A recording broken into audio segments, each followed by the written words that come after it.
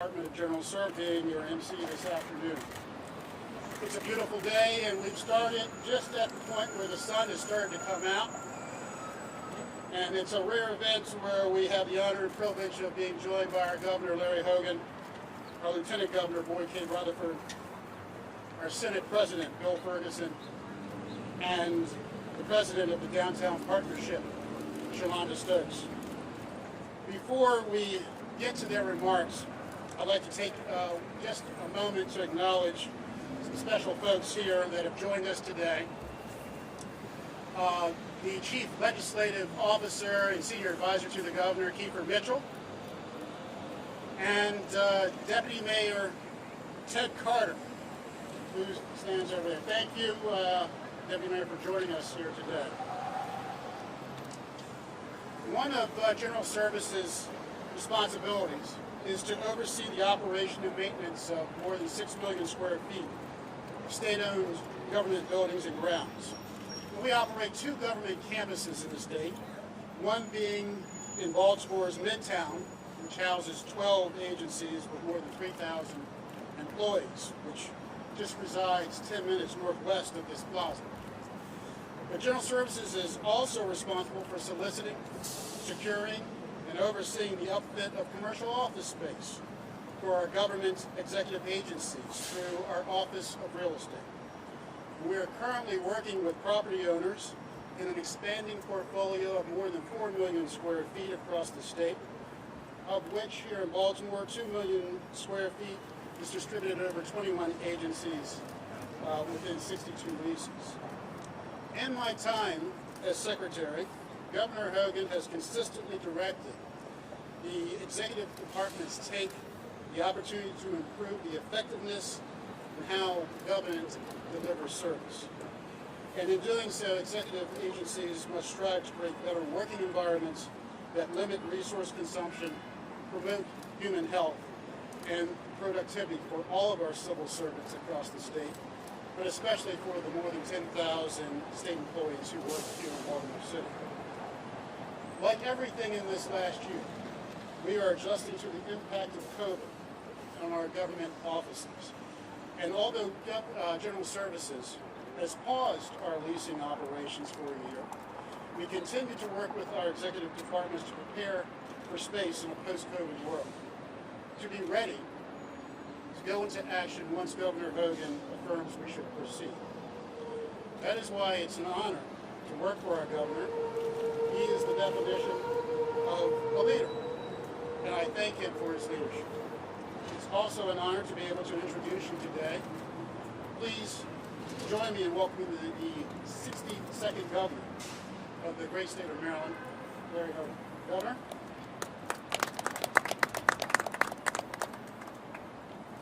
Good afternoon, everybody. Thank you, Mr. Secretary. I want to thank Lieutenant Governor Rutherford, Senate President Bill Ferguson, and the President of the Downtown Partnership, Shalonda Stokes, for joining us here at McKeldin Plaza for this important announcement. Over the last 4 months, we've been laser focused on putting shots into arms. Today, we are here to talk about a shot in the arm for the recovery and revitalization of downtown Baltimore. A strong Maryland depends on a strong Baltimore City, which is why the entire state government has been working hard to improve the city. With Project Core, we have removed more than 4,500 units of blight and leveraged over $1.9 billion in public and private sector investment in community redevelopment projects. We've invested $9 billion in direct state aid to Baltimore City, provided over $1.3 billion for public safety and crime control efforts, invested $4.7 billion in Baltimore City transportation projects, which is far more than any other jurisdiction in the state. We provided record funding for city schools 7 years in a row, and historic $8.6 billion for K-12 education in the city of Baltimore. In fact, no administration in Maryland history has ever invested more in Baltimore City. Over the past year, as the Secretary said, the COVID-19 pandemic has taken a devastating toll on the national, state, and local economies. Fortunately, Maryland's economy is recovering at a much faster pace than the nation and most other states. We've gained nearly 25,000 jobs in the first quarter of 2021, and we've had 11 consecutive months of job growth in Maryland. Unfortunately, here in downtown Baltimore, office vacancies in the central business district are up nearly 34%. And major businesses like T. Rowe Price and Bank of America have announced plans to relocate to other parts of the city. The state of Maryland has more than 15,000 state employees here. We occupy 2.2 million square feet of office space in the city. To help stabilize the downtown area, we have an ambitious plan to relocate 3,300 state employees from 12 different state agencies to the area in and around the downtown central business district. Responding to the COVID-19 pandemic over the past year and the resulting teleworking policies and budgetary concerns forced, as the Secretary said, a temporary pause in that effort. But that time allowed us to direct all state agencies to reevaluate, reimagine, and adapt their office footprints to incorporate new teleworking models where appropriate. Now that we have a clearer and more promising budget outlook, we were pleased to work together with President Ferguson and the legislature to budget for $50 million to help pay for the relocation of state agencies and their thousands of employees to this area of downtown Baltimore.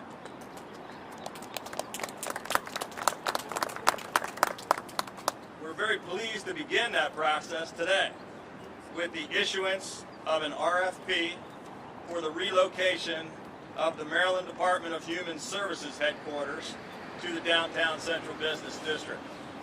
DHS is the state's primary social services provider, serving over 1 million Marylanders every year.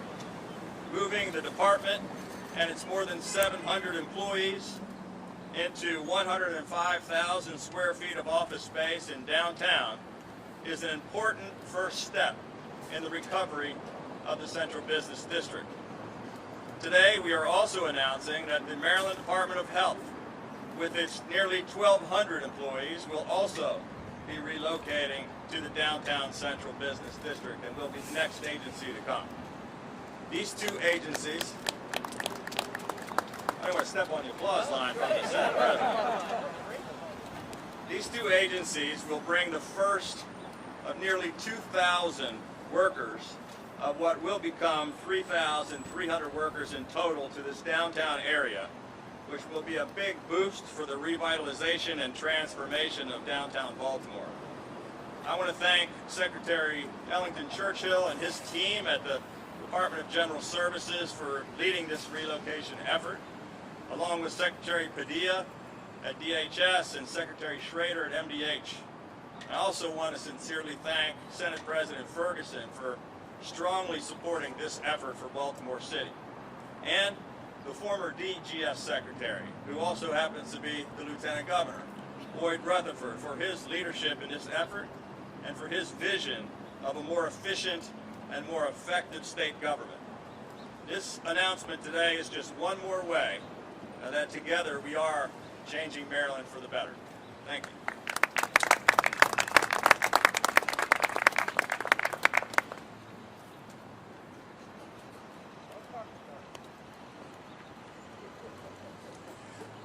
Thank you, Governor. The Governor mentioned it, that there's probably no bigger advocate, no bigger strategist for a more efficient and nimble state government than our Lieutenant Governor, especially in a post-COVID world. So please join me in welcoming our Lieutenant Governor, Boyd K. Rutherford, to the podium. Thank you, Mr.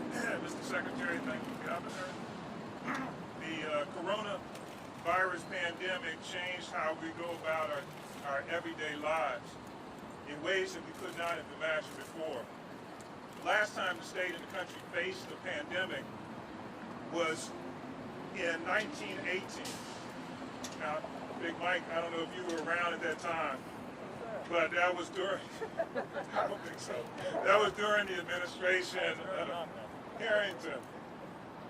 And years prior to the first modernization of state government that began under Albert to protect the safety of state employees and the public, we were able to shift a significant portion of the workforce to remote activities in 2020. At the same time, the state workforce was able to keep pace with the demands of their daily jobs and keep the state's functions running effectively. You know, our bustling offices in our city center had changed. It changed from bustling downtown to being at home offices and Zoom meetings. The pandemic forced us all to rethink and reimagine state government operations and the needs of our workforce in ways that fit the demands and the conditions of our current reality as well as our future. Last summer, we began evaluating our space needs and telework requirements in light of this once-in-a-lifetime pandemic. I directed cabinet secretaries with the guidance of the Department of General Services to evaluate their future workforce needs in light of our expanded use of telework and what their post-pandemic space needs would look like based on the new telework policy. The pandemic has shown us two things. First, in order to compete and attract workers and create a viable and effective state workforce going forward, we need to offer modern, functional, adaptable workspace and options to match the flexibility that is emerging in the private sector. This pandemic era has shifted many private companies to move a large portion of their workforce to remote work, and some permanently. Currently, 47% of our employees were able to telework during the pandemic emergency. Second, the size and scale of the offices we utilize now may not be necessary going forward. More importantly, we recognize that many of our state facilities are in such poor condition that it is currently costing us more money to maintain those buildings than to rent property downtown and rent well-kept property downtown. Accordingly, increasing teleworking options have opened up opportunities to evaluate our space leasing and own space, to properly align them with the true needs of our workforce, and to reduce real estate and real estate-related costs. I look forward to working on this process in conjunction with the Department of Budget and Management and General Services, and it is my hope that we will move forward and be able to move forward with more modern, vibrant workspace for our hard-working state employees, and that this investment will spur additional economic and civic revitalization and transformation in the downtown business district. Thank you very much.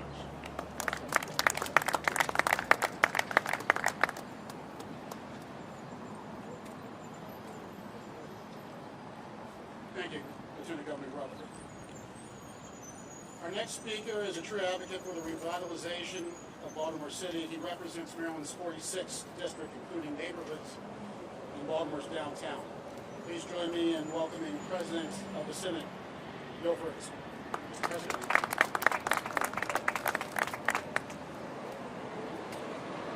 Good afternoon. You know, I'll just start with a little of an aside. I've been to a number of press conferences, but this was the first one that I realized that, Mr. Secretary, that the Lieutenant Governor, of course, was the former Secretary of DJS, and I just realized what it's going to be an interesting feeling looking over your shoulder at all times, having it's an interesting dynamic that I just now picked up on. But look, it has led to today. And so obviously, not only is it is working well. I'm so thankful to the Secretary, to the Lieutenant Governor who knows these issues, and most importantly to the Governor for stepping up at a time where our city and our region needed it most. I want to tell a quick story of how I think we got to this place.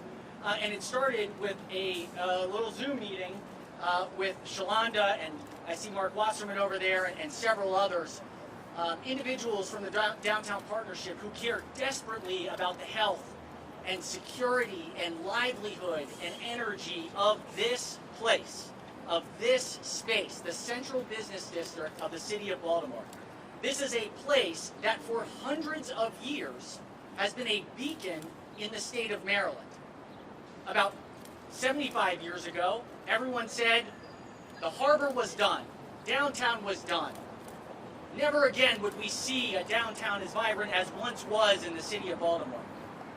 And some visionaries had some different ideas and said, you know what?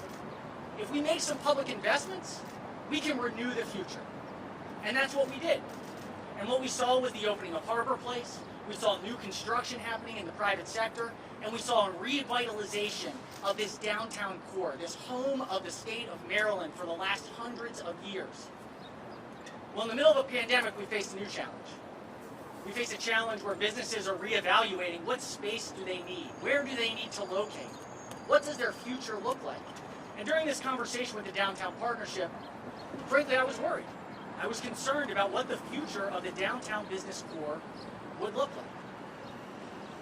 There was a request. Is there any chance the state could help lead the way? And I knew it was a long request. And I said, please put together some information, help me to make the case.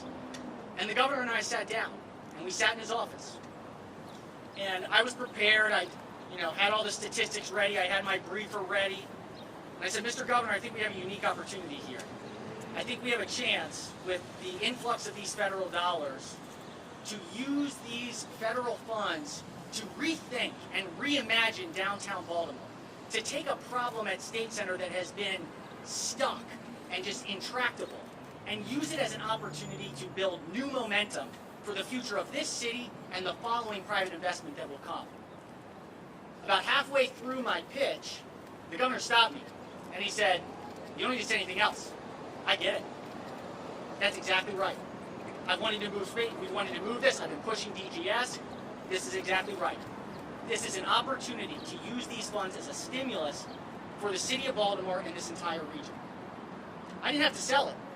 The governor knew right away. 2 weeks later, $50 million came down through in the supplemental budget that has led to this moment. And we will see 2 new agencies move to the downtown.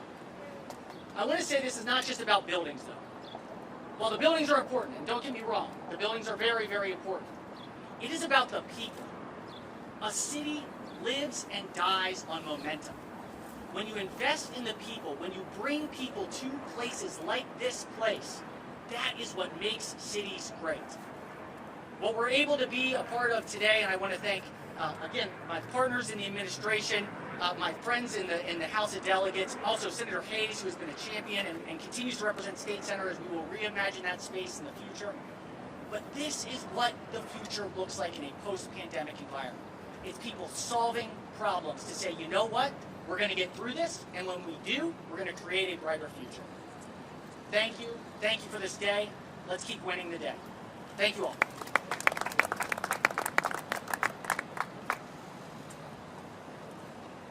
Thank you, President Ferguson, and I also thank the administration and the General Assembly for the $50 million that will assist with this process and move out. Our last speaker is Maryland's largest business center and cultural district leader. Please join me in welcoming the President and Executive of the Downtown Partnership of Baltimore, Shalonda Stokes.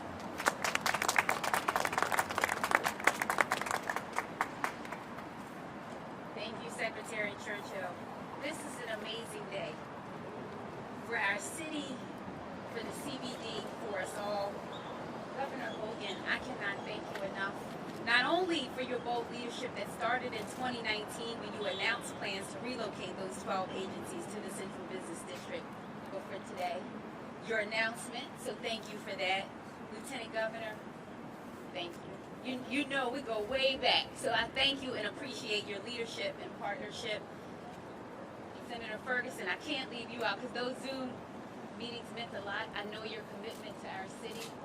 Thank you. And Secretary Churchill, my brother, thank you. I am filled with thanks today for where we are. I also want to thank Mayor Scott and the Scott administration.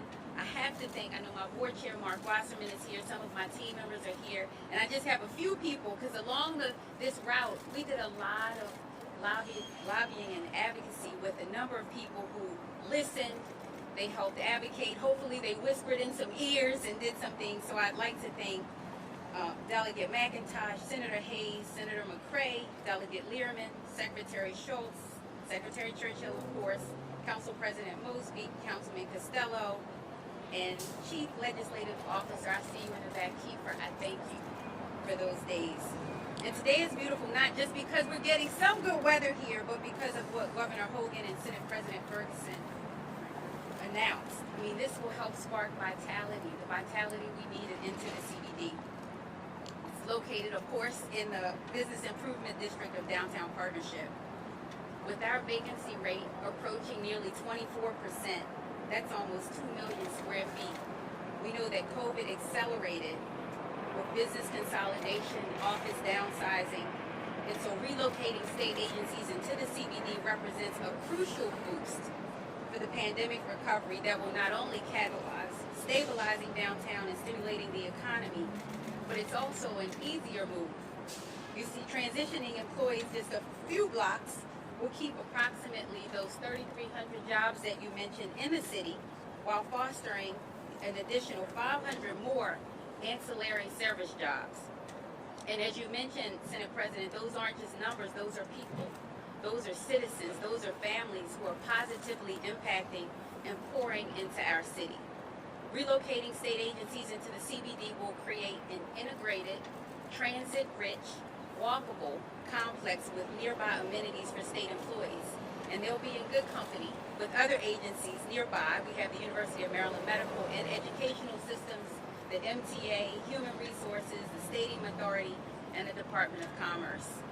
In partnership with the Mayor Scott's administration, the Baltimore Police Department, the Baltimore City School Police, and other state and federal public stakeholders, we're committed to increasing public safety. We hear you. We recognize this. And we're also working on some placemaking and business building initiatives to complement the move. Downtown Partnership recently launched our Boost initiative, which stands for Black-Owned and Operated Storefront Tenancy. This is an initiative to increase the number of minority restaurants and retailers within the district. We're also reimagining the CBD. We're doing new branding, more intentional placemaking, and transforming unused or underused spaces like alleys and lots to create them as gathering spaces with light and color and more community. Bottom line, we value the commitment and partnership of the states. Governor Hogan, of course, Lieutenant Governor, Senate President Ferguson, the presiding officers, legislators, and all who had a hand in helping make this happen. We need these state agencies here, and we value them. We will not take this for granted. We recognize there's no other area like the CBD in the state. And so this is an opportunity for the state, the city, and the business community to work together towards creating a safe, walkable, campus-like environment filled with nearby art, culture, healthcare, tourism, restaurants, and entertainment. Amenities for all of our state employees right here in the heart of our city. Thank you so much.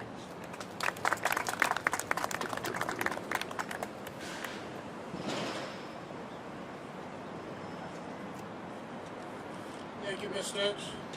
And I do want to thank the governor and our lieutenant governor and President Ferguson for joining us here today and for their remarks.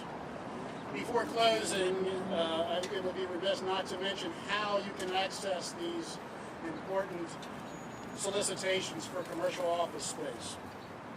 So there are a number of ways that interested commercial office owners and brokers can find the solicitations that are out now and will be out in the future. As we mentioned, the Department of Human Services is out presently. Those that are interested should go to our state website, eMaryland Marketplace Advantage. eMaryland Marketplace Advantage, otherwise known as EMA. You can access the site through 3 different ways: by going to the General Services website, dgs.maryland.gov, and then clicking on the procurement node. You can also go to our website for the Office of State Procurement, and that's procurement.maryland.gov. And our EMA website is emma.maryland.gov. Interested vendors, stakeholders, brokers should register on the eMaryland Marketplace Advantage website to get access to learn of this solicitation and others that are coming in the future. So that ends our announcement for today, and I thank everyone for attending. Thank you.